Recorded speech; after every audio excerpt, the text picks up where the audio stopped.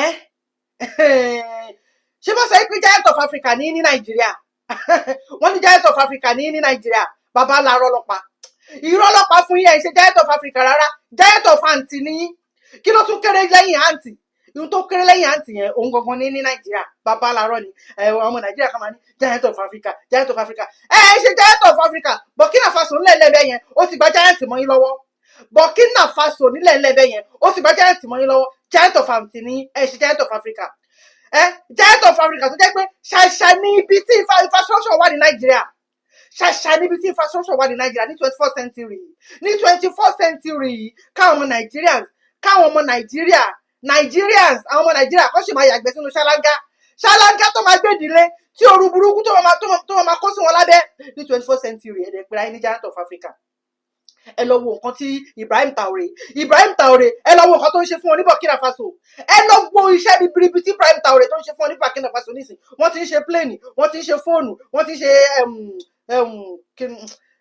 wọ́n ti ń ṣe iPad wọ́n ń ṣe laptop wọ́n ń ṣe oríṣiríṣi nǹkan ló ti ń ṣe ó ti ń kọ́ ilé fún wọn tó bá ti bímọ ní Burkina Faso báyìí nísìn ó ti ń fún wọn ní child benefit secondary school ọ̀fẹ́ ni primary school ọ̀fẹ́ ni ní Burkina Faso báyìí nísìn àwọn ọmọ university ó tún máa ń fún wọn lówó tó máa ń fún wọn ní grant wípé kó fi lọ sí university ní oríṣiríṣi nǹkan tí Ibrahim Traoré ọmọ gidi ọmọ alárùbáríkà ọmọ kékeré ni ọmọ 39 years tó ń ṣe fún ọ ó dúró tán fún ìlú ẹ̀ ni ó ní èyí tí àwọn òyìnbó tó ṣìtì àwọn tó ń kọ́ àwọn olóhùn lẹ́rú ó ti tó gẹ́ ó dúró tán fún ìlú ẹ̀ ni ó ti gba Giant of Nigeria mọ́ yín lọ́wọ́ ní Nàìjíríà ṣe Giant of Nigeria mọ́ Giant of àǹtí ní Nàìjíríà kò sí iná ní Nàìjíríà kò sí iná kò sómi kò síṣẹ́ kò sówó títí ò dáa kò sí nǹkan kan alálùbáríkà kò sí infrastructure kankan ní Nàìjíríà ti ẹ̀dúró náà ṣé bó ń ṣe bá ní bísúmẹ̀ ní Nàìjíríà a ní bísú ìfún nílẹ̀ Yorùbá wa gan pàápàá a ní bísúmẹ̀ nílẹ̀ Yorùbá wa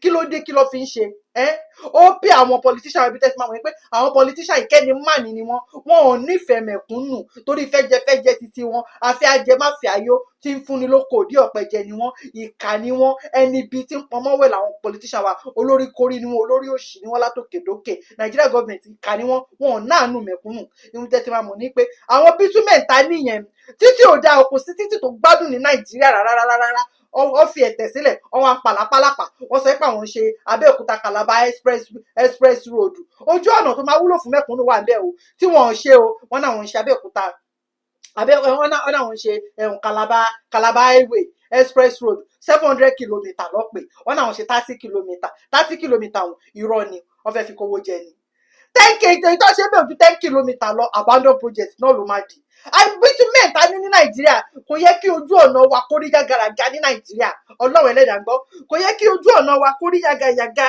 ní Nàìjíríà Ọlọ́run bẹ́ẹ̀ ni ṣùgbọ́n ó pè wọ́n káwọn Ṣàgárì àwọn tó ń pè ní Ṣàgárì àwọn Chinese àwọn Ṣàgárì àwọn òyìnbó kọ́ máa kó gbogbo àwọn mineral resources wa lọ ní Nàìjíríà kí a máa jẹ àwa ta ní àwa tọ́lọ́run jogún ẹ̀fún ó pè àwọn ìjọba wa torí pé kíni torí pé kán lè máa ráyè control wa torí pé wọ́n fẹ́ fìyà jẹ wa torí pé wọn ò fẹ́ ká níláárí torí pé wọn ò fẹ́ ká gbádùn ayé wa torí pé wọ́n fẹ́ ká máa ṣe yẹsàyẹsà fáwọn torí pé wọ́n fẹ́ kí àwọn ọmọ wọn kán lè máa control àwa náà kán lè máa control àwọn ọmọ wa ìkà ni wọ́n ó bí wọn kí mineral resources yẹn kí àwọn òyìnbó àwọn Chinese àwọn France Macron àwọn Ṣàgárì kọ́ máa kó lọ lọ́fẹ̀ẹ́ lófò ó pè wọn arúgún ni wọ́n arúgún làwọn politician wa àwọn àgbààgbà wa arúgún ni wọ́n apà ni wọ́n akóṣílétà bàbá ni wọ́n olè ni wọ́n ọ̀fọ́n ni wọ́n ajẹlójú onílé ni wọ́n kẹ́nìmánì ni wọ́n ẹni ibi ni wọ́n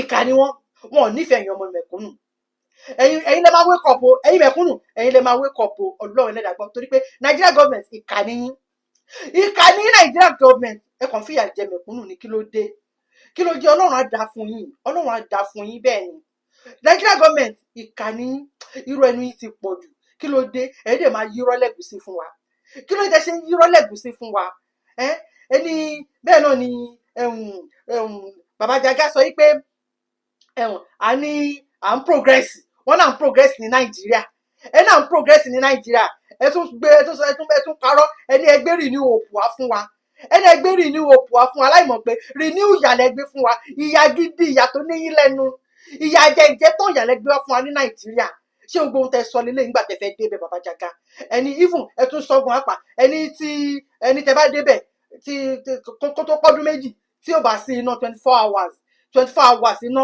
ní Nàìjíríà wípé ká má dìbò fún ilé lẹ́ẹ̀kejì mọ́ ẹ ti gbàgbé ìyẹn o ẹ tún ti ń sáré 2027 báyìí nísìn ìkà ni yín tara yín nìkan lẹ mọ̀ bámúbámú ni mo yó lọ́rọ̀ yín ẹ mọ̀ pé bí ń pa mẹ̀kúnnù kí ló tẹ̀ ṣe nífẹ̀ẹ́ mẹ̀kúnnù báyìí ìkà lẹ́yìn olórí wa ìkà ni yín ẹ̀yin ọmọ ìyá mi nínú ẹ̀jẹ̀ ẹ̀yin lẹ máa gbára yín sílẹ̀ o àwọn pípù yóò nífẹ̀ẹ́ yín o bẹ́ẹ̀ ṣe wọn máa fọdún yọdún lélẹ́yìí o wọn ò nífẹ̀ẹ́ yín wọn ò láìkí yín rárá o wọn ò nífẹ̀ẹ́ yín rárá ẹ wo bí Fúlàní bó ṣe ń pa wọ́n káàkiri báyìí nísìn ṣé ẹbí tó sọ nǹkan kan ihun tí Nàìjíríà gọọmenti wa jáde tó máa sọ pé àwọn condemn killing irọ́ ló ń pa àwọn I condemn the killing ihun tó máa ń sọ gbèsè ayé wọn nìyẹn ihun tó máa wọ̀n dẹ̀ ní ọ̀ ní fine solution sígbà tẹ́ pàwọn náà lọ ń gbébọn fún wọn àwọn ló ń gbébọn fún wọn ẹ̀yin ẹ̀ wò ní Kwara ọba méjì tó sọ pé òun ló máa ń júwe ibi táwọn Fúlàní tó máa gbà lọ ẹni táwọn Fúlàní tó máa lọ jí gbé ọba méjì ní Kwara pẹ̀lú olórí wọn ní 120 million ní àkáǹtì wọn àwọn ló ń júwe fún àwọn Fúlàní wípé ẹni báyìí ní kẹ́ lọ jí gbé ó náwó lọ́wọ́ ọba nìyẹn wọn orílẹ̀-èdè ti ń bàjẹ́ àwọn tó tún jẹ́ pọ̀ balẹ̀ ọba tó balẹ̀ wa lórí nìyẹn o ìkà ni wọn ò nífẹ̀ẹ́ wa àtàwọn politician àwọn ò nífẹ̀ẹ́ wa àwọn leaders and elders wa wọn ò nífẹ̀ẹ́ wa bàbá Awólọ́wọ̀ náà dẹ̀ ti sọ bẹ́ẹ̀ náà ó ní tó bá tásìkò ó ní mẹ̀kúnnù ló máa jà fúnra wa ẹ̀yin ọmọ ìyá mi ẹ jí ẹ má sùn kẹ má bàa sùn ẹ jí ẹ má sùn kẹ bá sùn kẹ bá lè sùn ẹ má sùn kẹ bá lè sùn bẹ́ẹ̀ ni ẹ̀yin ọmọ ìyá mi nínú ẹ̀jẹ̀ ẹ jí ẹ lajú yín àwọn pípù yóò wọn ò bámúbámú ni mo yó lọ́rọ̀ wọn ò mọ̀ pé bí ń pa yín wọn ò mọ̀ pé bí ń pa yín tẹ bá rí irọ́ bàtàbàtà tí Baba Jaga lọ pa lórí Twitter tẹ bá rí irọ́ tí mo kà lórí Twitter báyìí tẹ bá rí irọ́ bàtàbàtà tí Baba Jaga lọ pa mọ́ ẹ̀yin ọmọ Nàìjíríà lórí Twitter ẹ̀yin Nigerians lórí Twitter kí àwọn òyìnbó kọ́ lè máa rò bí pé bóyá inú ilé da wọ́n ní tí inú ilé ò bá dùn bí ìgbẹ́ nílùú ṣe máa rí gbádùn ara yín ní Nàìjíríà kò sí iná kò sómi títí ò dáa kò síṣẹ́ kò sí nǹkan kan àwọn Fúlàní tún terrorize ilé ayé yín wọn ò tún fi yín lọ́kàn balẹ̀ ẹ ronú yẹn èèyàn ọmọ ìyá mi ṣé bẹ́ẹ̀ fẹ́ máa bá a lọ léléyìí ni irọ́ labí làwọn politician irọ́ ló fi bá yín ṣèjọba ìjọba ẹ̀tàn ló ń ṣe fún yín ìjọba ẹ̀tàn ní irọ́ ni dictatorship government ló ń ṣe fún yín wọ́n ti kó yín láyà jẹ ẹ̀yin lè máa gbára yín sílẹ̀ alátiṣe yín ló máa ti ṣe ara ẹ dìde ẹ gbára yín sílẹ̀ renew ọ̀tọ̀ náà gbé wá fún yín irọ́ ló ń pa renew ìyà ló gbé wá fún yín gbogbo kọ̀rọ̀ ẹnu Nigerian government irọ́ ló kún bẹ́ẹ̀ tí Nigerian government bá sọ ọ̀rọ̀ mẹ́wàá fún yín ẹ gbà wípé náírà ni àfù níbẹ̀ irọ́ ló ń pa bẹ́ẹ̀ ni kò sí ọ̀rọ̀ gidi kan lẹ́nu wọn kò sí òótọ́ ọ̀rọ̀ kankan lẹ́nu wọn báyìí gbogbo kọ̀rọ̀ ẹ̀kẹ́ wọn méjèèjì irọ́ ló kún bẹ́ẹ̀ wọ́n fi irọ́ ṣe wọ́n ni irọ́ ló fi ń lólé ayé wọn ẹ wá wò kẹ́lẹ̀ mọ́ pé mi ò parọ́ ihun tí Nigerian government tó lọ sọ lórí Twitter mo rí báyìí mo ní èmi nìkan kọ́ ni máa rí eléyìí kí n kà fáwọn tí ò tí ì rí náà bàbá yẹn ó ní Bọ́lá Ahmed Tinubu dear Nigerians I took an oath to serve all Nigeria not a section and so that oath guide every bridge road rail power and health project we deliver ṣé lóòótọ́ ni wọ́n ní from Lagos Calabar highway in the south to the Sokoto Badagry super highway in the north from Port Harcourt Maiduguri rail in the east to Abuja Kaduna Kano expressway in the center and the Trans-Sahara highway connecting African countries. These are not local trophy, they are our national assets.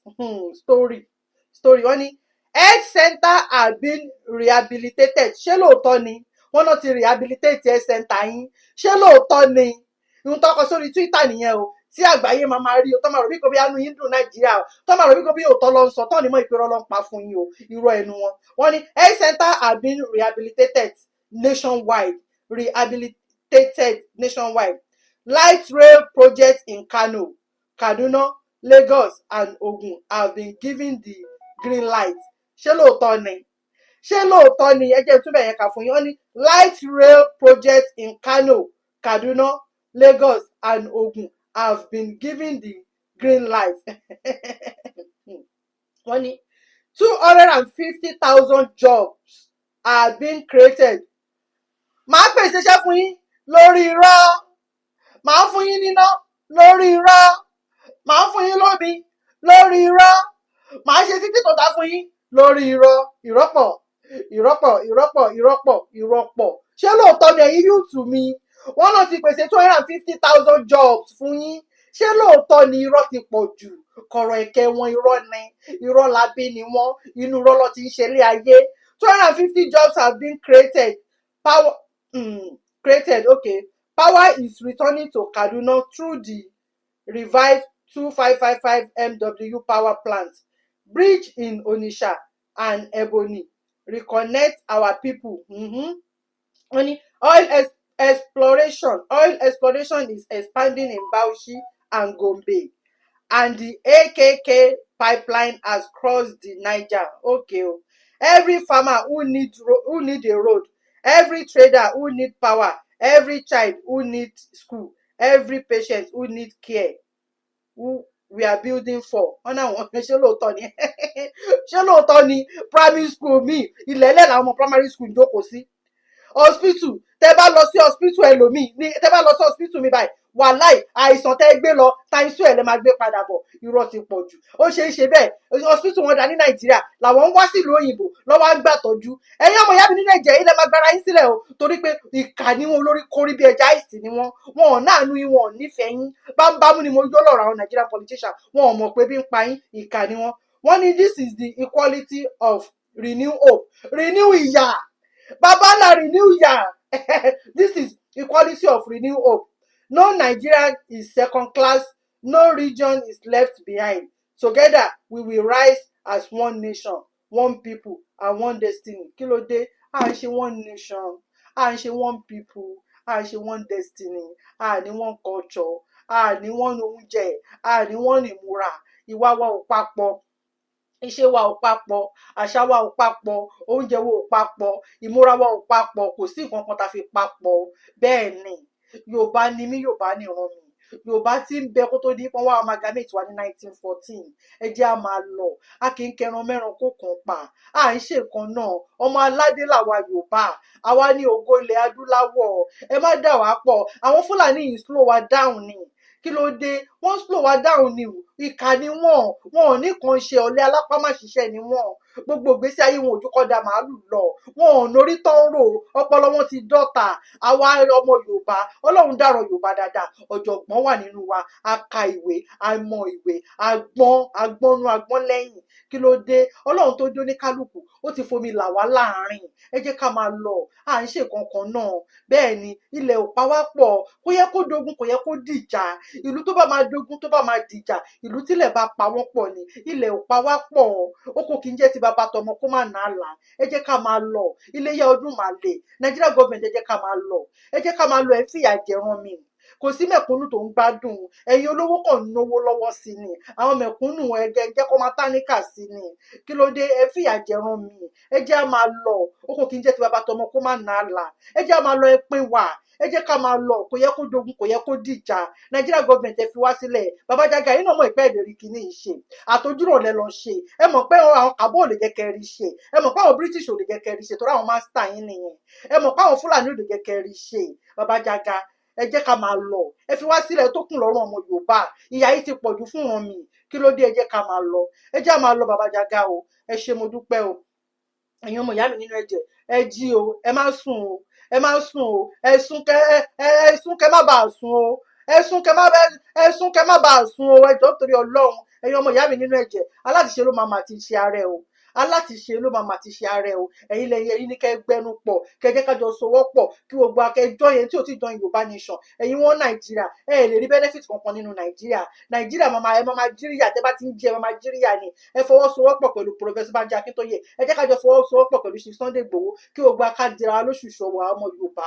Àwọn ọmọ Yorùbá, àwọn ọmọ kóòtù òjíire, àwọn ọmọ Oòduà ká ṣera wa lọ́kan ká máa lọ. Ẹ má jẹ́ ká jà. Ẹ má jẹ́ kí Fúlàní kan wá lo divider route fún wa. Ẹ jẹ́ má jẹ́ ká bára wa jà mọ́, ẹ má jẹ́ ká dá síjà ọba mọ́. Àwọn ọba náà torí Ọlọ́run ẹ̀yin náà oko ẹrú lẹ wà, oko ẹrú lẹ wà ẹ̀yin ọba, ẹ fọwọ́sowọ́pọ̀ pẹ̀lú Professor Banji Akíntóyè kí gbogbo wa lè máa lọ, ká lè gbégbé ayé rere. Ẹ ṣé mo dúpẹ́, oníyan ẹ ṣé, ọlọ́kà ẹ ṣé, ẹ̀yin tẹ́ bá mi jẹ́ ẹ ṣé mo dúpẹ́, ẹ ṣé ẹ kú àìbínú, ẹ ṣé I love you.